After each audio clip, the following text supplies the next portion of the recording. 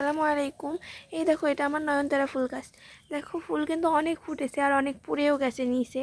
আর এই দেখো, এটা কিন্তু গোলাপি ফুল, এর মধ্যে আবার দেখো এটা একটা সাদা ফুল ফুটেছে। এটা দেখে অনেক সুন্দর লাগছে। আর এই রজনীগন্ধা ফুলটা দেখো কত সুন্দর।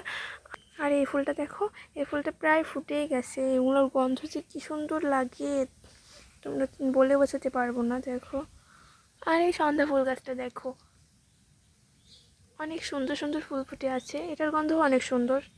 আর এই পাতাবাহারগুলোকে দেখো, পাতাবাহারের যে এত রকম রূপ হয়, অনেক সুন্দর লাগে দেখতে। আর ওই যে ওইদিকে দেখো আরোগুলো পাতাবাহার হয়ে আছে, এগুলো আরেক ধরনের পাতাবাহার। আর মানি প্ল্যান্ট গাছটাকে দেখো, এই মানি প্ল্যান্ট গাছটাও অনেক সুন্দর হয়েছে। দেখো, কিছুদিন আগে লাগিয়েছিলাম, তাও অনেক সুন্দর হয়ে গেছে। এই দেখো আরেক ধরনের পাতাবাহার, এটা তো কিন্তু অনেক সুন্দর লাগে।